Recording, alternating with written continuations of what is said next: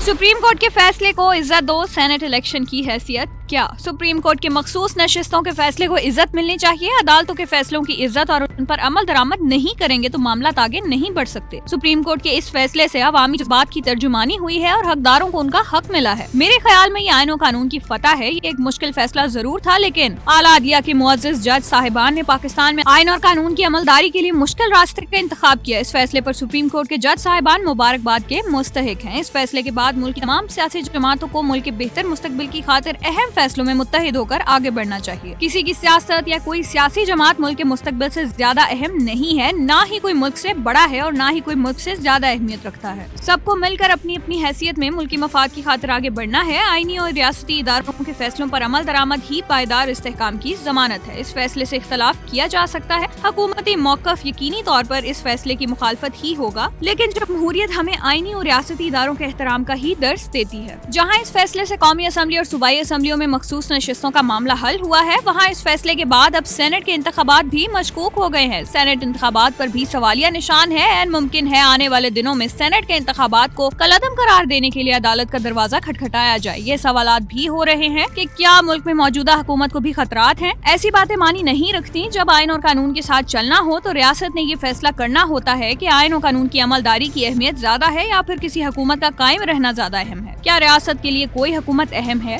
Supreme court ने सुन्नी इत्तेहाद council की मखसूस नशिस्तों से मुतालिक दरखास्त पर फैसला सुनाते हुए इलेक्शन कमीशन और पेशावर हाई कोर्ट के फैसले को कलअदम करार दिया है। लार्जर बेंच में जस्टिस काजी फाइज ईसा के अलावा justice Munib Akhtar, justice Mansoor Ali Shah, justice Athar Minallah, justice Ayesha Malik, justice Shahid Waheed, justice Azhar Hasan Rizvi, justice Yahya Afridi, justice Jamal Mandokhail, justice Muhammad Ali Mazhar, justice Irfan Saadat, justice Naeem Afghan और जस्टिस अमीनुद्दीन भी बेंच का हिस्सा थे। सुप्रीम कोर्ट के कमरा नंबर 1 में इलेक्शन कमीशन के वकील सिकंदर बशीर, अटॉर्नी जनरल मंसूर अवान और पीटीआई रहनुमाओं की मौजूदगी में फैसला सुनाया गया। जस्टिस मंसूर अली शाह ने फैसला सुनाते हुए सुन्नी इत्तेहाद काउंसिल की मखसूस नशिस्तों से मुतालिक इलेक्शन कमीशन और पेशावर हाई कोर्ट के फैसलों को कलअदम करा दिया और कहा, इलेक्शन कमीशन का फैसला आइन के खिलाफ है। इंतखाबी निशान का ना मिलना किसी सियासी जमात को इंतखाबात से नहीं रोकता। पाकिस्तान तहरीक इंसाफ एक सियासी जमात थी और है। फैसले में कहा गया कि पंजाब, खैबर पख्तूनख्वा, सिंध में मखसूस नशिस्तें पीटीआई को दे दी जाएं। सुप्रीम कोर्ट ने पीटीआई को पार्लियामेंट और सूबाई असम्बलियों में बतौर पीटीआई करार दे दिया और सुन्नी इत्तेहाद काउंसिल की अपीलें मुस्तरद कर दी। जस्टिस याया अफरीदी ने फैसला सुनाते हुए कहा कि पीटीआई बहैसियत जमात मखसूस नशिस्तें हासिल करने की कानूनी और आईनी हकदार है। कौमी और सूबाई असम्बलियों के मुंतखब अरकान पीटीआई का हल्फनामा दें। जिन उम्मीदवारों ने सर्टिफिकेट दिया है कि वो पीटीआई से हैं, वो ऐसा ही रहेगा। पीटीआई के मुंतखब उम्मीदवारों को किसी और जमात का या आजाद उम्मीदवार करार नहीं दिया जा सकता। देखना ये है कि वफाकी हुकूमत सुप्रीम कोर्ट के इस फैसले पर अपील करेगी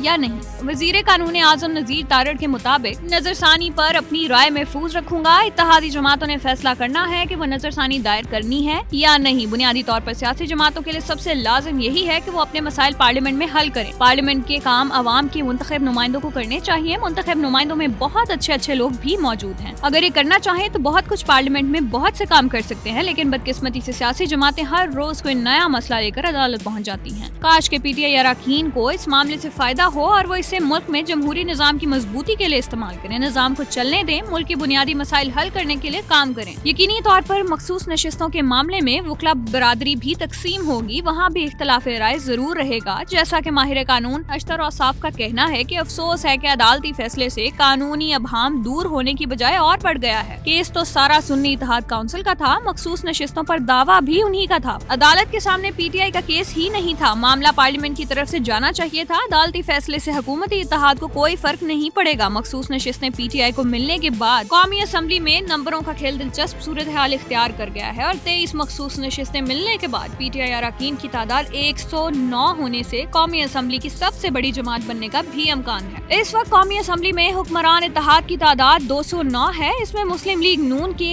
108, पीपल्स पार्टी के 68, एमक्यूएम के 21 अरकान शामिल हैं। कौमी असम्बली में पाकिस्तान मुस्लिम लीग की 5, आईपीपी की 4, मुस्लिम लीग ज़िया की 1, बलोचिस्तान अवामी पार्टी की 1 और नेशनल पार्टी की भी 1 नशिस्त दुरुस्त है। पीटीआई को अदालती महाज पर तो कामयाबी मिली है, लेकिन बाजोड़ की ज़िमनी इंतखाबात में एएनपी ने पाकिस्तान तहरीक इंसाफ को शिकस्त दे दी है। पीटीआई को हमेशा की तरह अंदरूनी तौर पर मुश्किलात और मसाइल का सामना है। शेर अफजल मरवत की बुनियादी रुकनीत के मामले में जो खबरें सामने आ रही हैं, इन पर भी निगाह रखने की जरूरत है। वैसे एक दिलचस्प सूरत हाल ये भी है कि कहीं पीटीआई में कोई फॉरवर्ड ब्लॉक ही न बन जाए। अब ये सियासतदानों की ज़मीर का भी इम्तिहान है। अगर कोई फॉरवर्ड ब्लॉक बनता है तो पीटीआई के लिए एक बड़ा झटका हो सकता है। सेनेटर फैसल वाउडर ने इस फॉरवर्ड ब्लॉक का दावा तो कर दिया है और उन्होंने इसलिए कुछ ज्यादा वक्त नहीं लिया, सिर्फ 15 दिन की ही तो बात है। अगर ये ब्लॉक बन गया तो मजीद तकसीम होगी। पीटीआई को वैसे भी क़यादत के बहरान का सामना है। फॉरवर्ड ब्लॉक बनने से मुश्किलात में इजाफा होने का इम्कान ज्यादा है। अब सवाल ये पैदा होता है कि क्या वाकई ऐसा होता है या नहीं। इसका फैसला बहरहाल वक्त करेगा, लेकिन हमारी सियासी तारीख को देखते हुए ये कहना मुश्किल है कि ऐसा नहीं हो सकता या कोई फॉरवर्ड ब्लॉक नहीं बनेगा। बहरहाल हुकूमत की तरफ देखें या अपोजिशन की तरफ, इम्तिहान में तो सियासी क़यादत ही है। कौन कहाँ कामयाब होगा या कहाँ नाकाम, अब यही देखना बाकी है। पाकिस्तान के करोड़ों लोग तो अजियत में जिंदगी गुजार रहे हैं, किसी मसीहा के मुंतजिर भी हैं। काश के जिनके नाम पर सियासत होती है कोई उनके लिए भी सियासत करे। आखिर में कतील शफाई का कलाम, वो दिल ही क्या तेरे मिलने की जो दुआ ना करे, मैं तुझको भूल के जिंदा रहूं खुदा ना करे, रहेगा साथ तेरा प्यार जिंदगी बनकर, ये और बात मेरी जिंदगी वफा ना करे। ये ठीक है नहीं मरता कोई जुदाई में, खुदा किसी को किसी से मगर जुदा ना करे। सुना है उसको मोहब्बत दुआएं देती है, जो दिल पे चोट तो खाए मगर गिला ना करे। अगर वफा पे भरोसा रहे ना दुनिया को, तो कोई शख्स मोहब्बत का हौसला ना करे। बुझा दिया है नसीबों ने मेरे प्यार का चांद, कोई दिया मेरी पलकों पे अब जला ना करे। जमाना देख चुका है परख चुका है उसे, कतील जान से जाए पर इल्तिजा ना करे।